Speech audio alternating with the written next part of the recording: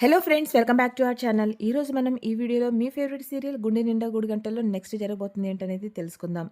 Friends, వీడియోలోకి వెళ్ళబోయే ముందు మీలో ఎవరైనా ఇంకా కూడా మా ఛానల్ని సబ్స్క్రైబ్ చేయకపోతే వెంటనే సబ్స్క్రైబ్ చేయండి. పక్కనే ఉన్న బెల్ ఐకాన్ని ప్రెస్ చేయండి, ఆల్ అని క్లిక్ చేయండి.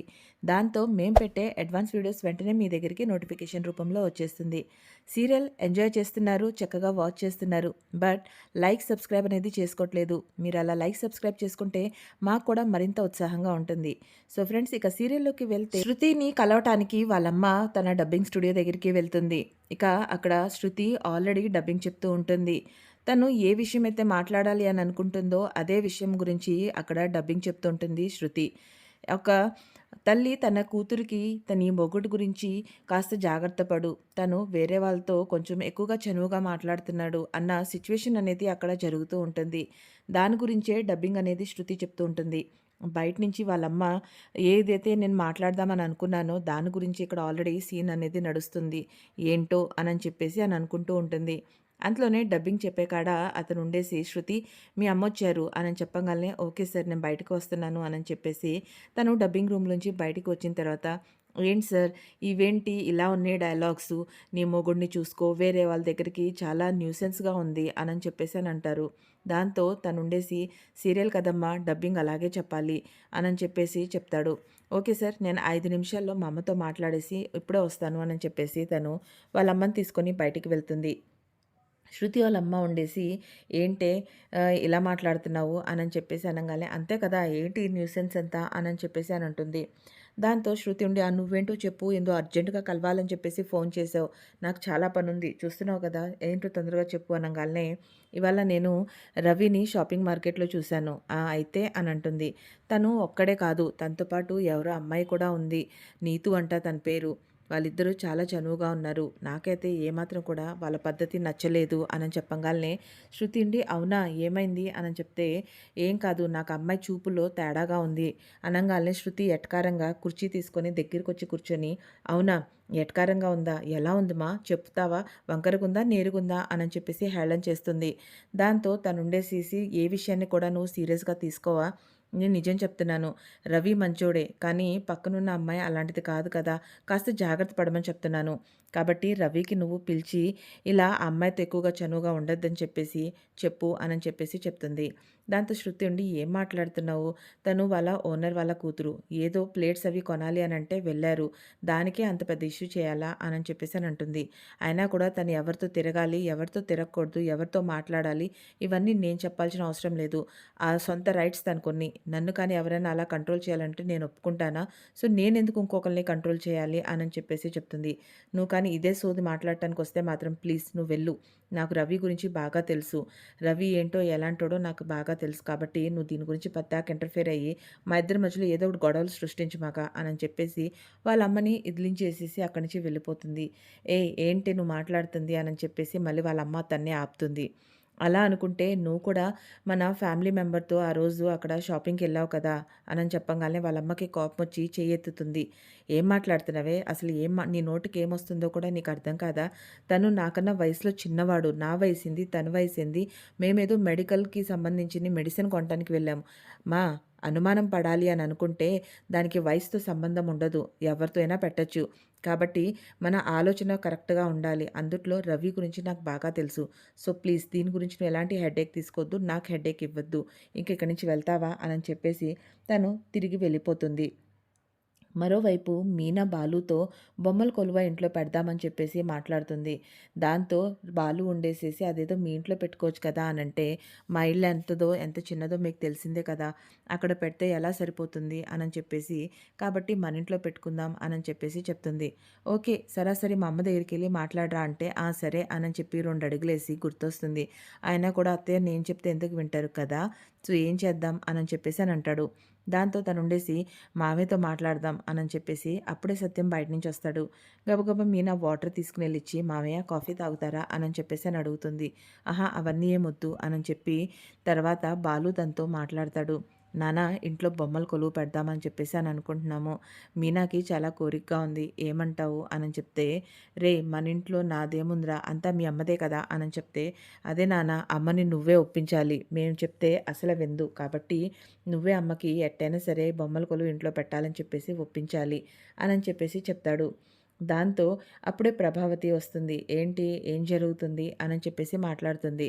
దాంతో సత్యం ఉండి ఇలా రా ప్రభా నీతో కొంచెం మాట్లాడాలి అని చెప్పి ఇంట్లో బొమ్మలు కొలువు పెడదామా అని చెప్పేసి అని అడుగుతాడు. దాంతో తనుండేసి ఇటువంటి కోరికలు మీకైతే రావే మరి ఇది ఎవరి కోరిక అని చెప్పంగానే ఏం లేదులే బాలు మీనా ఇద్దరం ఇంట్లో పెట్టుకుంటే మంచిది కదా అని చెప్పేసి అని అడుగుతున్నారు అని చెప్పేసి చెప్తాడు. దాంతో తను ఉండేసేసి ఆహా ఇంట్లో మనకున్న కొలువులు సాల్వా ఈ బొమ్మల కొలువులు కూడా పెట్టాలా ఈ పూలు అమ్మేదానికి ఏం పని పాట లేదా అని చెప్పేసి అని అంటుంది. అబ్బా ముందు చెప్పేది వింటావా కాస్త అని చెప్పేసి తనతో చెప్తాడు. అంతలోనే రోహిణి కూడా వస్తుంది. వచ్చి ఏంటాంటీ ఇప్పుడు ఇంట్లో మనం బొమ్మల కొలువు పెడుతున్నామా అని చెప్పేసి అని అడుగుతుంది. అదే రోహిణి లేనిపోయినవి అన్నీ చూడు ఎలాంటి పెడుతున్నారో అని చెప్పేసి చెప్తుంది. దాంతో వెంటనే తనుండేసేసి ఇవన్నీ పెట్టాలంటేనా మామూలు విషయమా? దానికోసం చాలా తతంగం చేయాలి. బొమ్మలు తేవాలి, పేరంటానికి అందరినీ పిలవాలి, ప్రసాదాలని రోజుకొక రకమైన నైవేద్యం పెట్టాలి. అలాగే దాంతోపాటు అక్కడ ఆట, పాట అన్నీ జరుగుతాయి అని చెప్పేసి చెప్తారు. దాంతో మీనా ఉండి గబగబా ముందుకొచ్చి అవన్నీ నేను చూసుకుంటాను అత్తయ్య అని చెప్తుంది. అవన్నీ నువ్వు చూసుకుంటావు సరే కానీ దానికయ్యే ఖర్చు ఎవరు చూసుకుంటారు అని చెప్పేసి అని అంటుంది. దాంతో బాలు ఉండేసి ఆ ఖర్చు అయితే నేను చూసుకుంటాను అని చెప్తారు. ఇక దాంతో వాళ్ళు ఉండేసేసి ఇవన్నీ కాదు అసలైనా కూడా ఇప్పుడు ఇవన్నీ ఎందుకు అనంటే దాంతో తను వెంటనే ఉండేసి సత్యము అదేంది బొమ్మల కొలువు ఇంట్లో పెడితే చాలా మంచిదే కదా నువ్వు కూడా ఇంట్లో పిల్లలు పుట్టాలి పిల్లలు పుడితే బాగుంటుందని అనుకుంటున్నావు కదా కాబట్టి పెడితే మన ఇంట్లో ఒకరికి ముగ్గురున్నారు మనకి కూడా చాలా మంచిది దొరుకుతుంది కదా ఇంటికి ఎవరో ఒకళ్ళు వారసులు అనేవాళ్ళు వస్తారు కదా అని చెప్తుంది. అవన్నీ సరే అండి ఆట పాట ఇవన్నీ ఎలా జరుగుతాయి అంటే అదేంది ప్రభా అలా అంటావు నువ్వు ఎంత బాగా పాడతావు అని చెప్పేసి ప్రభాని బాగా పొంగిచ్చేస్తాడు సత్యం. దాంతో తనుండిసి నేనా అది ఎప్పుడెప్పుడో నేను నా ఫ్రెండ్స్తో దగ్గర కూర్చొని పాడిన పాట కదండి అని చెప్పగానే అదే ఎంత బాగా పాడతావు నీ ముందు సుశీల కూడా ఫెయిల్ అంత బాగా పాడతావు అనగానే తను వెంటనే బుట్టలో పడిపోతుంది. సర్లే అండి అలా అయితే నేనే చూసుకుంటా ఏదో ఒకటి కానివ్వండి ఆడవండి అని చెప్పేసి అక్కడి నుంచి వెళ్ళిపోతుంది. ఇక కామాక్షి వాళ్ళ ఇంటికి వెళ్ళి అక్కడ దాని గురించి చర్చిస్తూ ఉంటుంది. ఊరికినే వెళ్ళిపోయి అక్కడ కూర్చొని అలసిపోయినట్టుగా ఇంకా ఆలోచిస్తూ ఉంటుంది. కామాక్షి ఉండి ఏంటి ఈ మధ్య తెగ తొందరగా అలసిపోతున్నావు అని చెప్పేసి అని అంటుంది. ఏం లేదు ఏంటో అలసటగా ఉంటుంది అని చెప్తుంది. దానికి తగ్గట్టు ఈ పూలు అమ్మేది ఉండ చోట ఉండకుండా అది ఇంట్లో బొమ్మలు కొలువు పెట్టిద్దంట. ఇప్పుడు అవన్నీ తతంగం చేయాలి కదా అని చెప్పేసి అని అంటుంది. దాంతో కామాక్షి ఉండి ఇదంతా దేవుడికి సంబంధించింది మంచిదే కదా తనైనా చెడు చేస్తానందా ఎలా మంచి చేస్తే మీకే కదా మా అందరికీ మంచి కలుగుతుంది అయినా కూడా మీనా బొమ్మలు కొలువు పెడితే అది మీనా చేసిందని వచ్చిద్దా ప్రభావతి వాళ్ళ ఇంట్లో చేశారు ప్రభావతి చేసిందని పేరు వచ్చిద్దా అని చెప్పగానే ప్రభావతి కూడా ఒక సెకండ్కి ఆలోచనలో పడుతుంది. ఇందులోనే మీనా ప్రభావతికి క్యారేజ్ తీసుకొని వస్తుంది. తను క్యారేజ్ తీసుకొని అక్కడ పెట్టి వేరే చోటకి వెళ్ళి ప్లేట్లు తీసుకుందామని చూసేటప్పటికి ఒక గదిలో ఈ నాట్యం చేసే ఇద్దరు లవర్స్ అక్కడ ఉంటారు. వాళ్ళు ఒకరితో ఒకరు సరదా పడుతూ ఉంటారు. అది చూసిన మీనా వెంటనే వాళ్ళని తిడుతుంది. ఇక్కడికి మీరు డాన్స్ నేర్చుకోవడానికి వస్తున్నారా లేకపోతే ఈ పిచ్చి పిచ్చి పనులు చేయడానికి వస్తున్నారా ఒళ్ళు దగ్గర పెట్టుకొని సరిగ్గా ప్రవర్తించండి అని చెప్పేసి వాళ్ళని తిడుతుంది. ఇంకా తిట్టంగానే అక్కడి నుంచి తను బయటకు వచ్చేస్తుంది. ఇక అది చూసి వాళ్ళిద్దరు కంగారు పడతారు. ఆ అమ్మాయి ఏడుస్తుంది. అంతలోనే అబ్బాయి ఉండి నువ్వు కంగారు పడకు నేను చెప్పినట్టు చెయ్యి అని చెప్పేసి వెంటనే తను ఏడ్చుకుంటూ బయటికి వెళ్తుంది.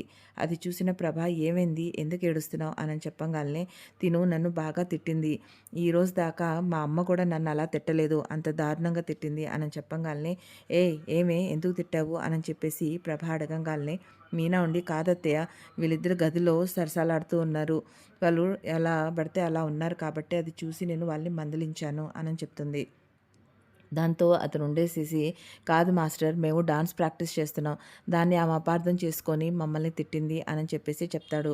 దాంతో ఆ ఉండేసేసి డాన్స్ ప్రాక్టీస్ అవును మాస్టర్ మీరు శృంగానికి సంబంధించిన ఏవైతే హావభావాలు మాకు ఇవాళ నేర్పించారో దాన్నే మేము అక్కడ ప్రాక్టీస్ చేస్తున్నాం దాన్ని చూసి ఆమె తప్పుగా అనుకుంది అని చెప్పేసి మొత్తం మీనా మీదకి తోసేస్తారు.